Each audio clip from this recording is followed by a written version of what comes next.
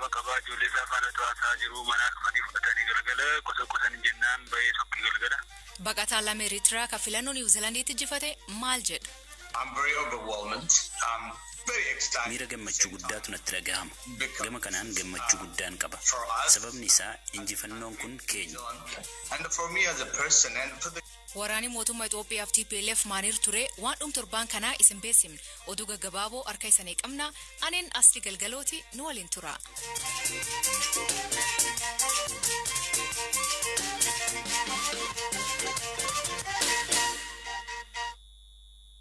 Waraani mootummaa Itoophiyaa fi hoogganoota TPLF naannoo Tigraay keessatti akkuma itti fufeen jira. Dhaabbati mootummaa gamtoomanii lammiilee magaalaa Maqalee keessa jiraataniin eegumsa godhaniif mootummaa Itoophiyaa gaafate. Waraanam 7 kan maanta haaraa waayilii Zalaalem Taadessaa nu beeksise. Zalaalem sanbataaf dilbaat maaltu uumame? Asli galatoomii torban kana keessa dhimmoota waraana kana wal qabatee amma magaalaa Maqaleetu hafeedha jechaa kan jiru mootummaan Itoophiyaa.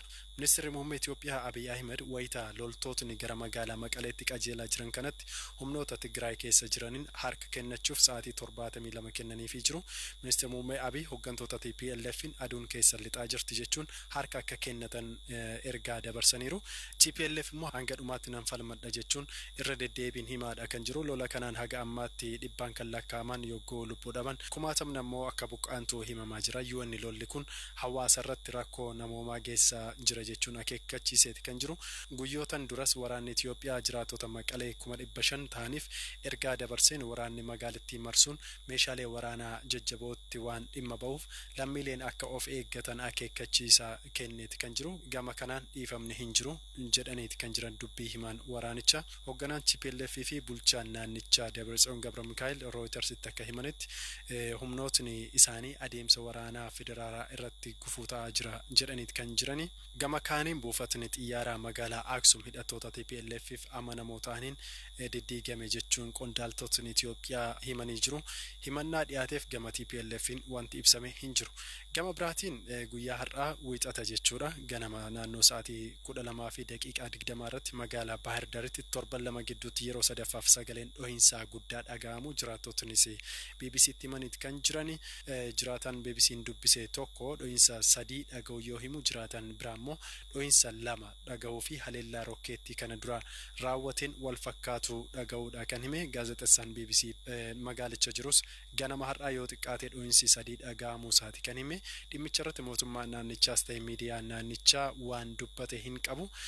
Haa ta'u malee dubbii himan humnoota TPLFif amanamoo ta'anii jedhamuun kan beekaman Gabra Tsaadiq jedhaman haleellaa kana humni isaanii akka raawwate ibsaniiti kan jirani. BBC'n hanga yoona haleellaan ganama raawwate rokkeettii ta'uu fi ta'uu dhabuusaa akkasumas haleellaa kanaan miidhaan dhaqqabe yoo jiraate mirkaneessuu hin dandeenye. Odeeffannoon kanneen. Galatoom Zalaalem.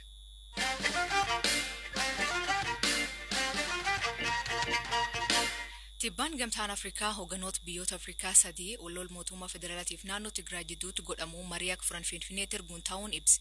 Mootummaan federaalaa TPLF waliin ammaatti araarii gaggeessin hin jiru jedhe. Opereeshinii seera kabachiisuu dhiyootti xumuraa jedhe hime. Gorsaan olaanaa ministeerri muummee Dr. Abiy Ahmed obbo Maammoo Mihireetu bakka gamtaa Afrikaa gara Itoophiyaa qajeelanis naannoo Tigraay hin daawwatan jedhe. I think, our African brothers and sisters Obboloonni keenya Afrikaa TPLF irratti dhiibbaa gochuun akka harka kennan gochuu qabu. Yakkamtoonni itti gaafatamuu qabu malee araara hin barbaachisu. Tigraay amma opereeshinii waraanaa jala jira. Yeroo gabaabaatti ni xumurra jennee amanna. Yoo tarkaanfiin seera kabachiisuu raawwatame isaanis harka kennan gara sana deemanii dhimma kana kaasuun hin barbaachisu. Bakka bu'oonni gamtaa Afrikaa gara Finfinnee dhufu jennee amanna. Ministeerri muummee isaan simata. Carraa kanatti fayyadamne haala naannichatti deemaa jiruyyuu isaan hubachiisna. Guyyaa waraanni kun eegalee irraa jalqabee tajaajila intarneetiif bilbila naannoo Tigraay addaan citee odeeffannoo argachuun rakkoo ta'e. Kun maaliif barbaachise gaaffii jedhu obbo Maamoon. In fact, by removing the headliners within Dhaabbileen UN akka deeggarsa namoomaa uummata Tigraayiif godhaniif haala mijeessaa jirra. Amma irra caalaan naannichi Maqalee irraa kaafee to'annoo humna ittisaa jala jira. Mootummaan akka deeggarsi jiraatuuf itti dhiyeenyaan ni hojjeta. Dabalataan kanneen biyya keessatti buqqa'aniifis tahee kanneen gara biyya ollaa keenyaa Sudaanitti godaananiif deeggarsi akka jiraatu ni hojjenna. Naannoo Tigraay bakkeewwan bilisa baasnetti akka deeggarsa argatan gochaa jirra. mootummaan bakka buutota gara sanatti ergee maalirra akka jiru ilaalaa jira. Jalqaba TPLF ofuma isaan misoomaalee naannichaa opereeshinii mataa isaaniif jedhee mancaase. Kabiraan naannichi labsii yeroo muddamaa jala jira. Garee yakkamtootaa akka haleellaan qindeessineef humni waraanaa tarkaanfii kana fudhate ta'uu danda'a. Mootummaan tokkoon bakkeewwan bilisa baasee irratti hojjechaa deema. Yeroo muraasa booda gaazexeessitoonni garas imaluun haalicha ilaaluu danda'u jedheen abdadha.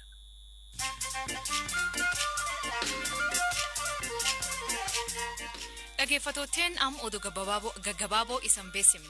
Ministeerri muummee Israa'el Benjamin Netanyahuun dhosaan mootii Saudi Arabiyaa Mohammed bin Salmaan arguuf Saudi Arabiyaa imalee jedhan. Seena keessaa biyyi kun lamaan akka diina walaal. Imalli kun yoo mirkaneessan walgahii tokkoffaa ta'uun amanama. Ministeerri dhimma alaa Saawudiitti garuu karaa Tiwiitartiin imalli kun hin taane jedhee barreesse. Pireezidaant Doonaald Tiraamp dhiyeen kana waliigal Israa'eliitiif biyyoota Arabaa hedduu dalaala.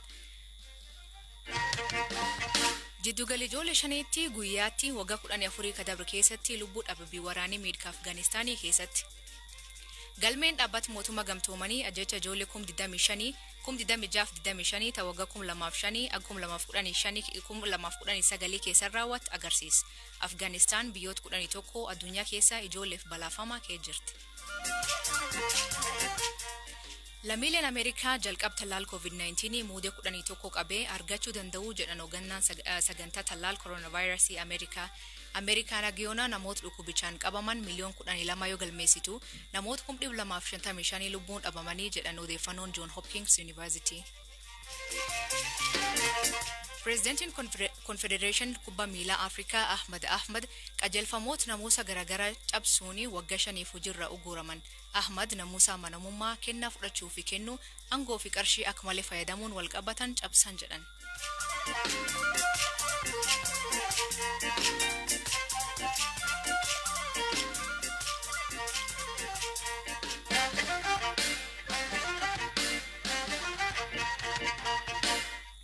Baqataan Eritraa Ibrahim Mohammed miseensa paarlaamaa Niwuziilaandii filatama. Ibrahim ka waggaa 12 kadabre Niwuziilaandii dhufe hojii lafaadhaan hojjete maallaqa walii kuufatee Yuunivarsiitii Viktooriyaa baratee eegee siyaasa jalqabe. Amnam gurraacha qaraa ka Niwuziilaandiitti miseensa paarlaamaa ta'e. Adeemsa isaa kanirraa gaafiif deebii gaazexeessa BBC Peter Okochee waliin taasise dhageeffadha. I'm very overwhelmed. I'm very excited at the same time. Miira gammachuu guddaatu natti dhagahama. Gama kanaan gammachuu guddaan qaba. Sababni isaa injifannoon kun keenya kan biyyaati. Anaaf akka nama tokkoo fi kan hawaasa ani bakka bu'u Niwuziilaand keessaati. Walumaa galatti milkaa'ina guddaadha. Guyyaa seena qabeessa. Baay'een gammade.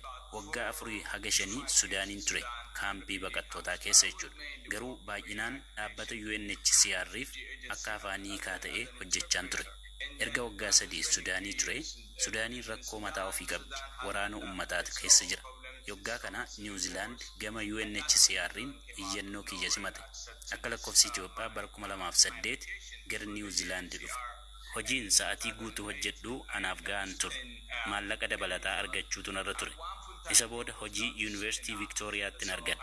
Yuunivarsiitichattis baradhe. Waggoota muraasa yuunivarsiitii keessa ergan hojjedhee maallaqa kuusadhee barnoota eegale. Waggaa 3 booda tarkaanfii dachaa digirii saayinsii siyaasaa fi walitti dhufeenya idil-addunyaan eebbifame. Sababiin ani kana godheef hawaasaa fi biyya waan hedduu naaf kennite galateeffachuuf. Gibira hawaasi kaffalutu biyya kanaan na dhufe. Isaan galateeffachuuf waan gaarii hojjechuu qaba. It's just the way of also giving back to the society, to the community, to the country that gave me so much.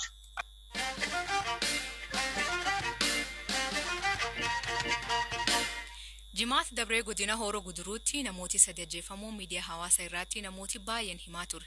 Isaan keessaa barsiisa Kitila Guddataati. Maatiin barsiisaa ajjeefamee Kitila Guddataa keessa nama maqaan isaa akka dhahame hin feene tokko gaafannee haala itti qabame waayil keenya Habtaamuu Xibabuutiin. Gaafa kamisaa galgala na bira oolee galee galgala manatti yeroo galu otoo mana isaatii bahee mana maazarii deemee mucaa wayii tokko nintini jedhee safaana haasaa jiru galeeti. Gaafa galee sireerra ciisee otoo haasaa jiru haadha manaasaa ijoollee lama qabaa ijoollee safaana haasaa jiru manaa dhufanii fudhatanii galgala qosanii jennaan bahee tokko galgala. Tole eenyu isaan namoonni dhufanii balbala rukutan kun?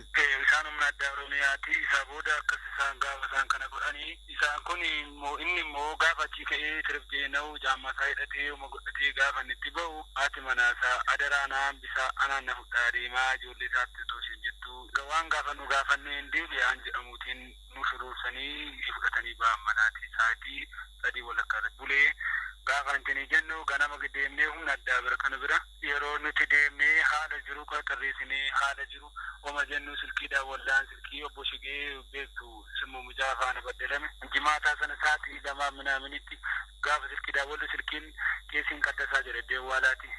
Keessiin betekiristaanii keessaa ta'u qaddasaa jiru silkii immoo gaafa daawwallu silkii nu jalaa kaasanii silkiin achi keessa jira silkoon hunduma isaanii jechuudha silkii hambiraazarii kocufaniiru malee isa gaafa daawwallu silkii achiitti nu jalaa kaasanii keessii qaddaasuu bichaa aggeeffannee isaa booda silkii nurratti cufanii ajjiru hanjamuutiin sammuun keenya burjaajee kanattiin ajjiru immoo amma gadhiisu kan jedhamuutiin sana booda ammoo su'eessa ga'aniiru bakki ganda haroo aagaa kan jedhamu bakki silbii kan jedhamutti miila qullaa deemsisaa jiru amma fiduuf immoo ol kaachiteetti kan jedhamu odeeffannoo dhageenye nutis sa'aatii 6-7 gidduutti halkan keessaa sa'aatii 1 walakkaatti jimaata galgala kan qidaametti bariin sa'aatii 1 walakkaatti rukutamanii reeffa isaanii godhatti arganne bullee. Mee poolisoota humna addaa meeqaan ta'u kan gaafa kamisaa galgala dhufanii fudhatan? Xiqqaate 15 ol isaa booda deemee maazariin deemtee humti namaa biyyi saqalaa hundi deemee gaafa deeman motoraatiin bira darbee reeffa isaanii qee dura argate anadhaan baay'ee gadda jimaan nutti dhaga'ame. Mee reeffa nama meeqaa agartanii eenyu faadha namoonni kun? Shigee Alamaayyoo fi Biraanuu Gabayyoo kan jedhamu jira magaalaa keessa inni Biraanuu Gabayyoo Shigee Alamaayyoo Gaaddisaa Alamaayyoo jedhama maqaan akkasii lama qaba. Obbo Kitilaan barsiisaa turanii obbo Biraanuu fi obbo Gaaddisaan maal hojjetu? Gaaddisaan intini zabanyaa mana intini zabanyaa naawroo argatee ture amma ol guddisaniiru nutti fakkaata akka yaadutti garuu hin beeku. Obbo Gaaddisaa jechuudha? Obbo Gaaddisaan achi ture Biraanuun immoo dafqaan bulaadha baay'ee nama rakkatee jireenya isaa gaggeeffachaa jirudha mucaan sun immoo.